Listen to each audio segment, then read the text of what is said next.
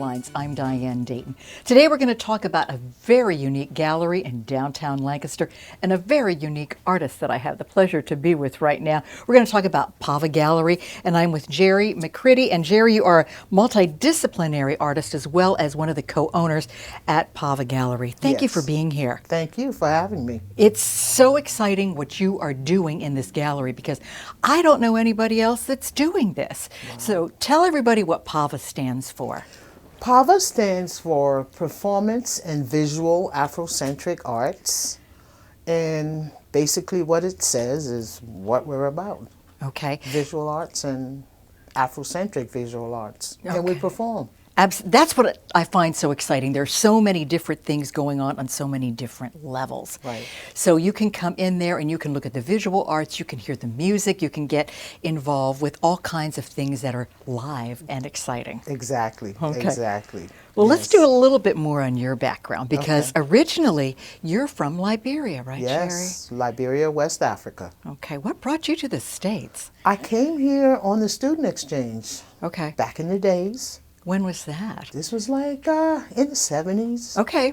And I graduated from high school here on the student exchange program in Grand Rapids, Michigan. Okay. I couldn't go back home because we had war. So I got stuck here. Okay. And that's how this journey began. I'm glad you got stuck here. Yeah.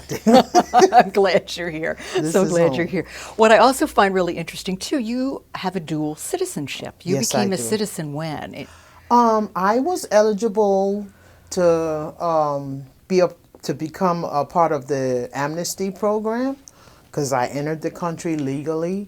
So I took that advantage to apply for my green card, which was back in the 80s. And I got that, and then I decided to apply for my U.S. citizenship. And I was granted that right here in Lancaster. Great. And I've been here ever since. Yeah. Yes. What brought you into Lancaster? I always wanted to live in somewhere rural. Okay. That wasn't, because the whole while I've always been in the city. New York, Philadelphia, you know, the major cities. And I always said to myself, when you settle down and get older, as you're finished doing all the, you know, partying life and all of that, I said, I want to settle down somewhere quiet and somewhere rural.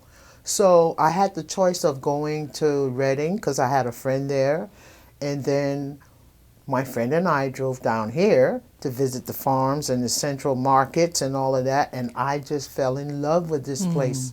And we visited some clubs with the nightlife, and the jazz was awesome. So I was like, man, I think this is the place. This is what my art told me to be, and that's what I wanted to do. I followed my heart. Well, there's so many facets to you, so I'm going to try to cover some of these. One of these is DJ Gerri and International Network. Yes. Tell us about that. Because of my passion for music, I was born with a rhythm in me, and it was something that I never let go. I just played music whenever any chance I got. And from friends listening to me, they were like, why don't you DJ my party? I don't think so. But then I mustered up the courage to do it, and I fell in love with it. And my spirit was like, this is where you need to be. Right. And I never stopped. I DJ'd, made my own beats, started producing and playing for small parties, and then that elevated into big parties and elevated into clubs and big major events. And that's where I first met you as DJ Gerri. Yes. But you also have this wonderful connection, what you do back in Liberia with an orphanage too. Yes, my mother started an NGO called National Concerned Youth, and she started this during the war because of the child soldiers and the child labor problem that we had. So this was her way of trying to help the young children by putting this organization together. And I still run it today. My mother passed. My aunt ran it. She passed. Now it's in my lap. And I run that from here. Yeah, and I know you also get to visit and go back as well. I always go back to give back. Yeah. You know, and I do the same thing here in Lancaster. You know, try to find a charitable organization to give back to I strongly believe in that. Absolutely. And now you have a BA in art from Millersville University. Yes, I did. Yeah. Yes. And yes. you did that a little bit later in life, I did right? that a little bit later because, living here in America, it was hard. I had my school fees paid. All I had to do was go to school. And then the war happened, and then I had to face reality to get to go to work. But I suppressed my dream, and my dream was to become an artist and open my own gallery. I wanted to open a quote-unquote, a different kind of gallery where you don't really see around in your normal galleries. I just wanted it to be really Afrocentric, reflect my roots, Africa, and present it as making nothing from something. So everything we have in Pavaa Gallery is all found objects, from the furniture to the pedestals, because this is my way of keeping Mother Earth clean from the trashes that we make.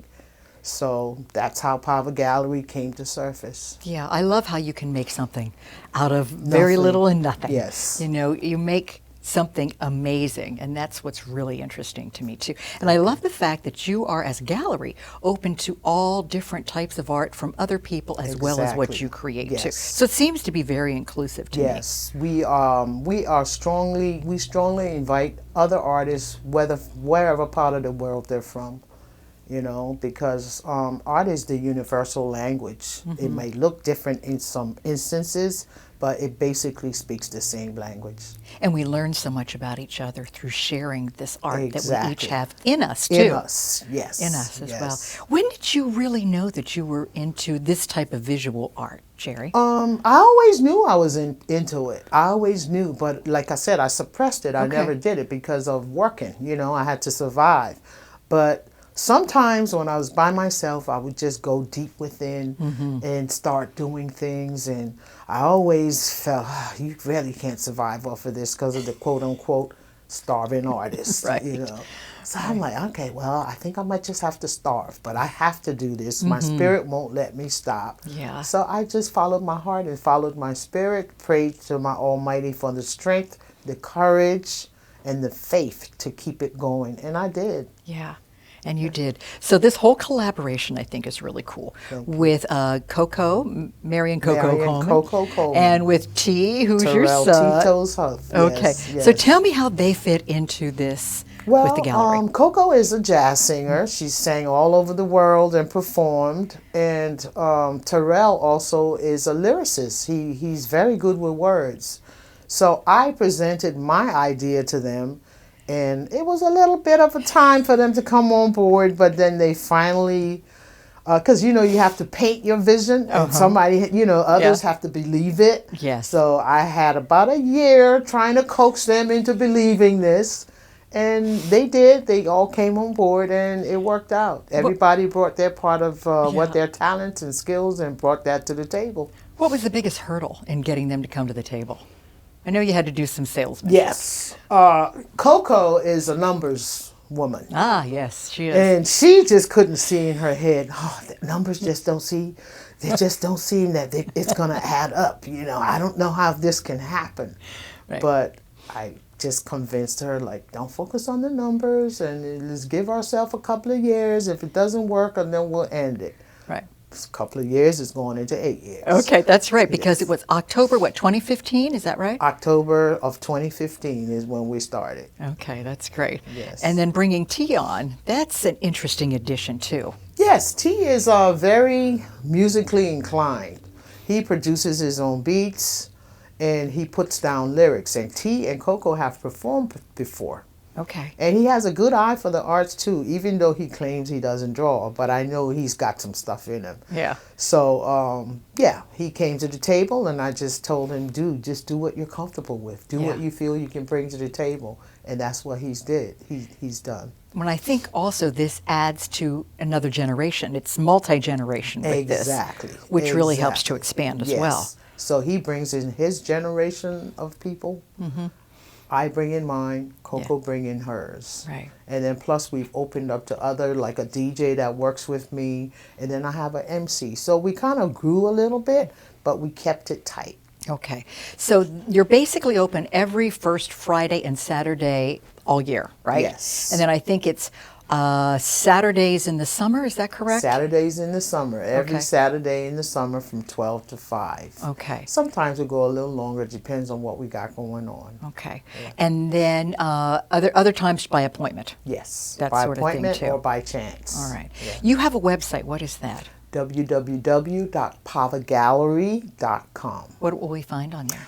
You'll find all kinds of stuff, art, apparel, pictures of stuff we've done, but mostly it's like an online store Okay. where you can purchase my work. Okay, and I know you also have a Facebook presence, I believe. Yes, we do. So you have It's social media. www.facebook.com/Pavaa Gallery. And then that's spelled Pavaa.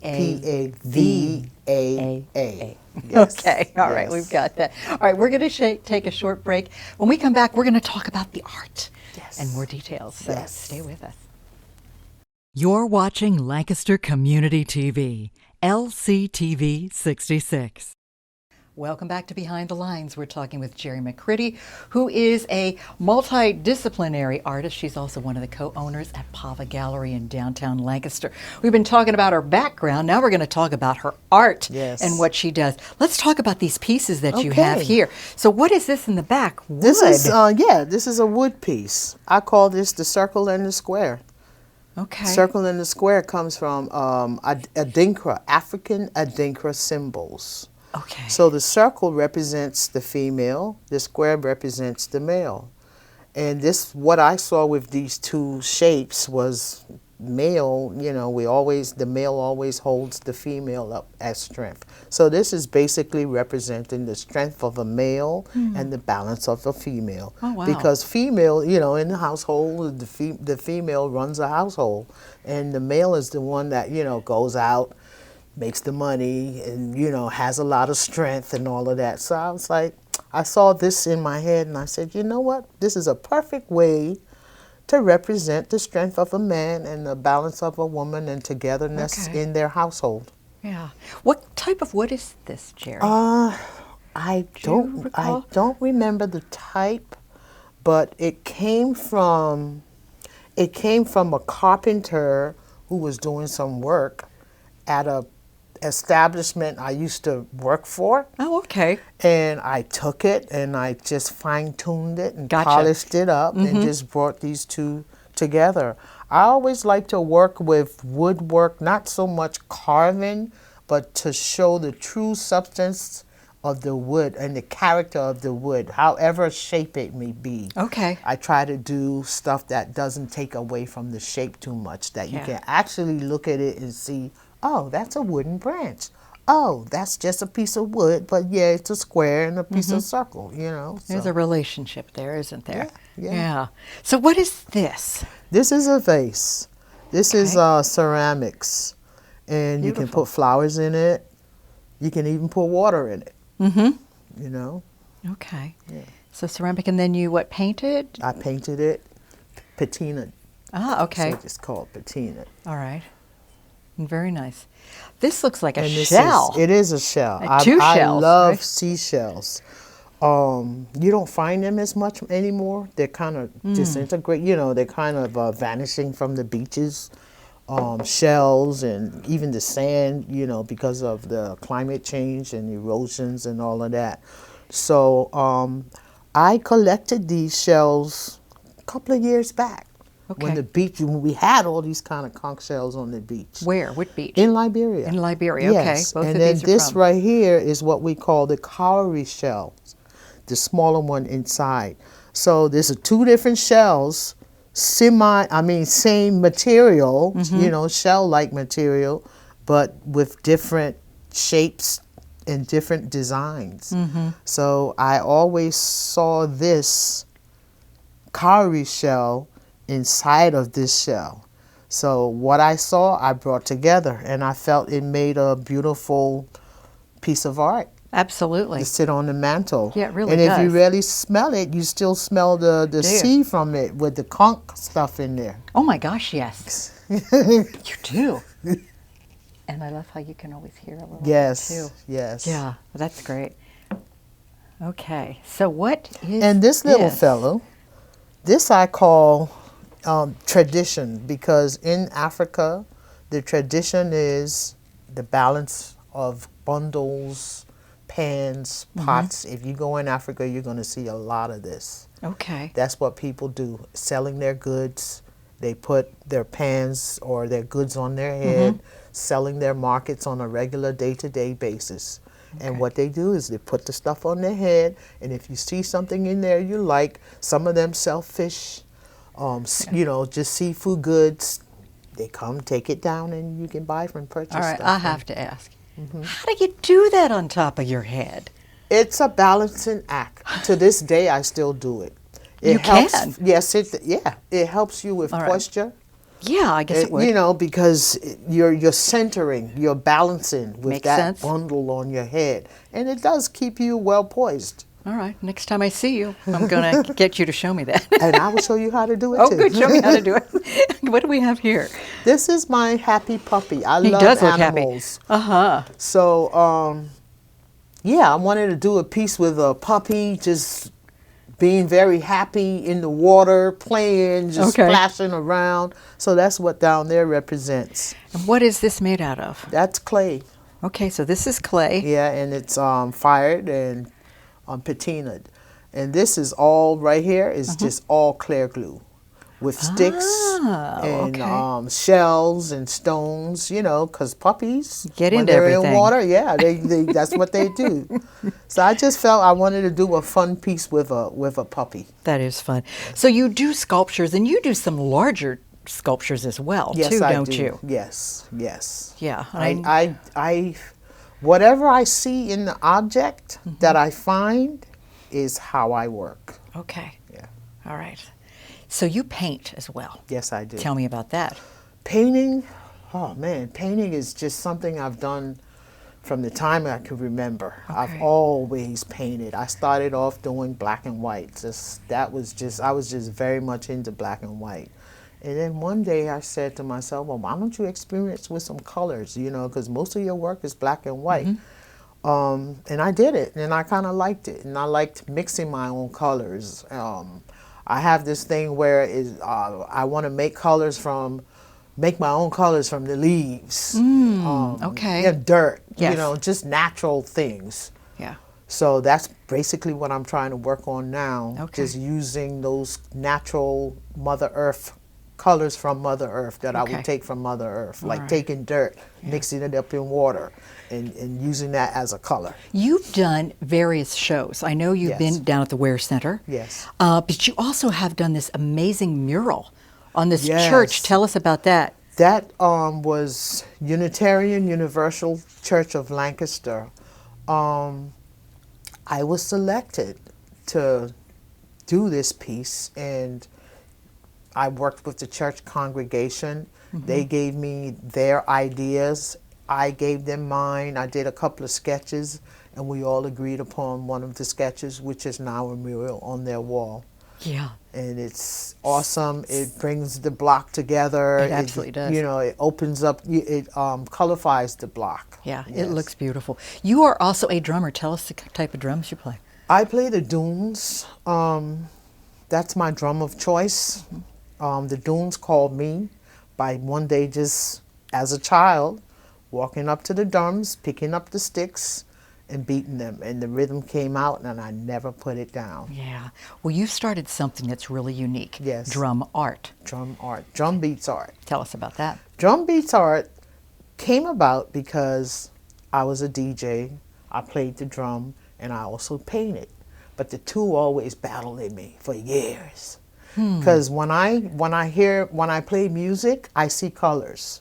When I'm doing paintings, I hear music. So I said, man, you guys got to stop this, you know, because I was always shifting from music to the painting, from the painting to the music. And I said, you got to find a way to bring these two together. So I it took years. It took years in the making. And one day I just had the vision, and the mental thought came to me. You're a mixer. You mix music. Mix art and music. And I'm like, wow. Yeah, that's profound. Yes. But it came. Yeah. It came, and I practiced doing it different kinds of ways. And now what I do is paint with my drumsticks while music is playing. It's like I found the hallelujah moment. Yeah, you did. Yeah, and I just don't want to stop it. And it's been evolving. It keeps evolving.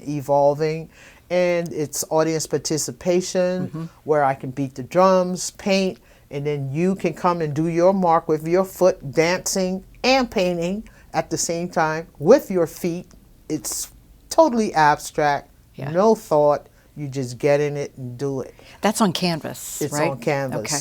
It's on canvas. I've done it on canvas. People brought their clothes. Wow. Okay. Curtains. That's right. And you do clothing as well. Yeah, I do. I do a lot design? of wearable art. I have a lot of clientele, repeat clients that want my work to be on their clothes. And I think there are cards that you have too, don't you? Yes. Yeah. Yes. So there's all kinds of things that we can find in Yes. there. Greeting cards, clothes, T-shirt designs. Right.